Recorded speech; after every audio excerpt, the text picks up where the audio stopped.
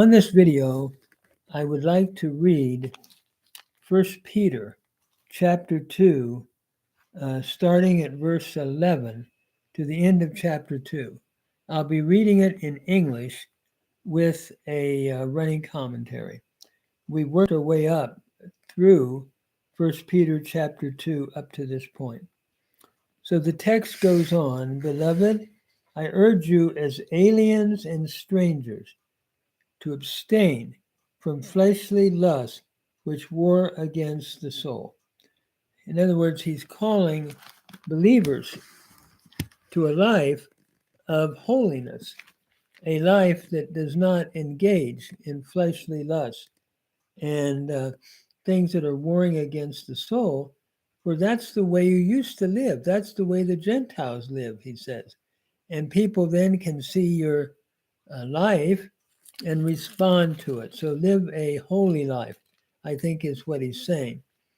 Then he continues about honoring authority and Christ is our example. Submit yourselves for the Lord's sake to every human institution, whether to a king as one in authority or to governors as sent by him for the punishment of evildoers and the praise of those who do right. For such is the will of God, that by doing right you may silence the ignorance of foolish men. Act as free men and do not use your freedom as a covering for evil, but use it as bondslaves of God. Honor all people, love the brotherhood, fear God, honor the king. I think all that Peter's saying here is that the believers need to live their lives being responsive to those that have authority over them, not abusing their liberty and ignoring respect and honor.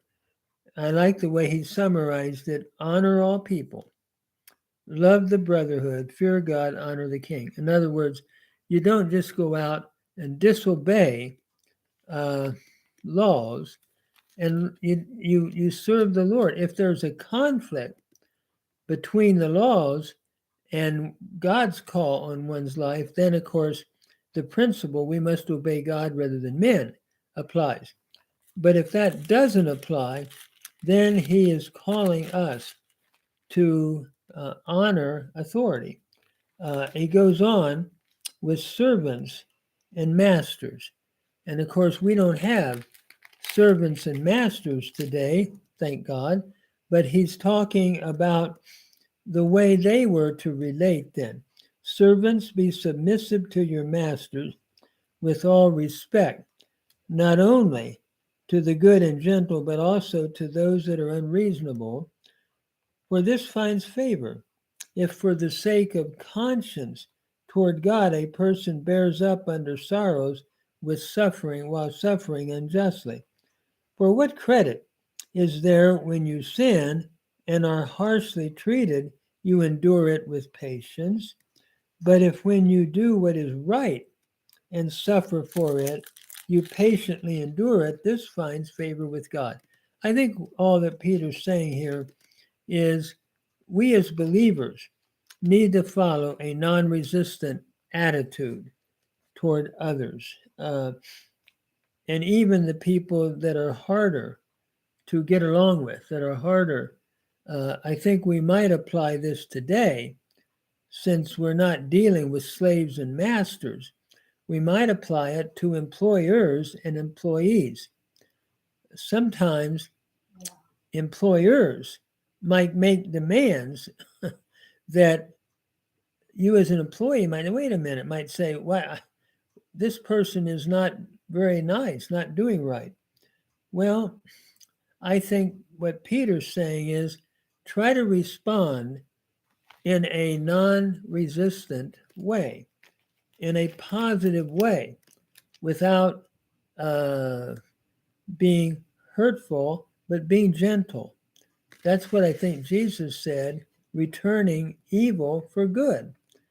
I'm reminded that many pastors have told me at times that sometimes people can be very hurtful to them as they're trying to serve the Lord. And the challenge is, how are you as a pastor going to respond back? Are you going to strike back with words that are hurtful? Or are you going to say, okay, Lord, I'm going to be kind even to those that that maybe aren't the most kind? I think that's what Peter's saying. I think really he's going back to the whole area of non-resistance, of overcoming, as Paul said in Romans 12, evil with good. And he gives the example, and we could apply this to all areas of life, I think, not just to employers and employees, but really to every area of life. He gives Christ as the example. For you have been called for this purpose, since Christ also suffered for you, leaving you an example that you should follow in his steps, who committed no sin, nor was deceit found in his mouth. But while being reviled, he did not revile in return. While suffering, he uttered no threats, but kept entrusting himself to the one who judges righteously. What a beautiful thought here, that Christ becomes the example, our example to follow. He did not threaten back. He did not suffer by attacking others, but he trusted himself to the one who judges righteously. And he himself bore our sins in his body on the cross so that we might die to sin and live to righteousness. For by his wounds you were healed. For you were continually straying like sheep, but now you have returned to the shepherd and guardian of your souls. Seems to me that what Jesus is simply, or what Peter is simply teaching here, is that we're to follow in the footsteps of Jesus Christ. I'm reminded of Shelton's work, In His Steps. We're to ask the question, what would Jesus do? And follow in his footsteps.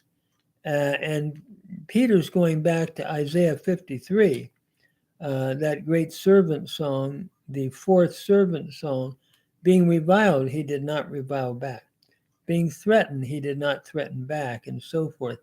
And that is what he's calling believers to do and to look like. And so as we live life, whether it's in the place of employment, whether it's being a church leader, whatever you're doing, I think what he's teaching here is we need to respond the way Jesus would respond. With what would Jesus do? And how do we walk in his steps?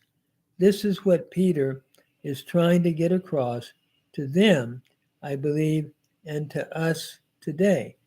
We were like sheep going astray, but now we're turned into the shepherd of our souls, and that shepherd wants to shepherd us as we follow him as our good shepherd and imitate him, walk in the footsteps of Jesus.